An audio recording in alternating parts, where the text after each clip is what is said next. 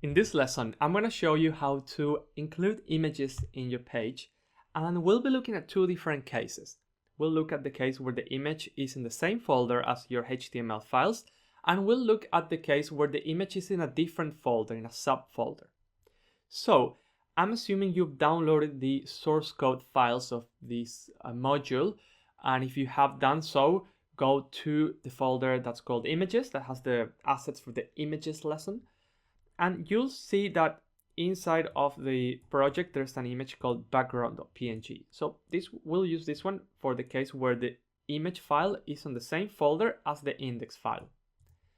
There's also a folder called images, and inside that there's another image. It's really the same image, but it has a different name and it's located in a different place, so that you can learn how to include those images as well. So let's get started. The tag that we use for images is called the img tag. So I'm going to add an image here, and I'm going to start by opening up my img tag. So you need to include an attribute called source and indicate the location of the image. If the image is located in a different URL, you have to add the full URL, such as this, like the full location of the image, including HTTP, the domain, wherever the image is located. That's if it's located in an external place. But if it's included in the same folder as your index.html, you can simply type in the name of your image, with the extension, of course. Same as we did with links. So everything I'm doing here is the same for links. And one way to do this is by closing the image tag in this way.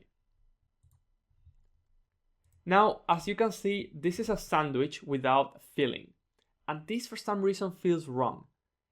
There is something in HTML called self-closing tags, and you use that whenever you don't have this when you don't have this situation, when you don't for tags that don't have an inside filling, you just close them like this. This is called a self-closing tag, and the best way to think of them is by thinking of a donut, which is in some way a self-closing sandwich with no real filling.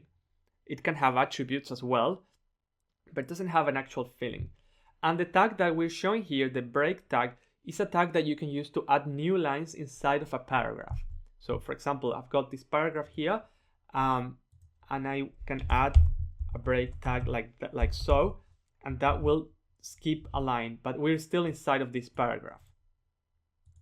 So if we look at the browser, you'll see that it basically jumps a new line. And you can add multiple lines. This is a way you can use to add more lines in your text paragraphs. But don't use it to actually position your elements, because that's done with CSS. So continuing with images. This is how we can include an image that's located in the same folder. If you want to include an image that's located in a subfolder, so we've got the folder images and then another image in here, you have to type in the name of that other folder, then / and the name of that file, which is another image.png. So this will show that other image that we wanted to include. To summarize, the img tag is what we use to include images. The source or src attribute allows you to specify the location of this image. If the image is an external page and you know the full URL, you can include it like so. It needs to have obviously the image file name at the end. If you have that, you can add it in this way. If the image is in the same folder as your page, you can just include the name.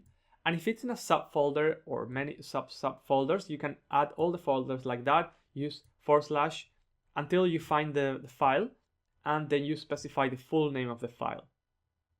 Lastly, some tags, and the image is one of them, that don't have a filling can be presented as self-closing tags, for which the best way to look at is the donut analogy. So now have a play with this code, go buy a donut if you're hungry, and let's continue.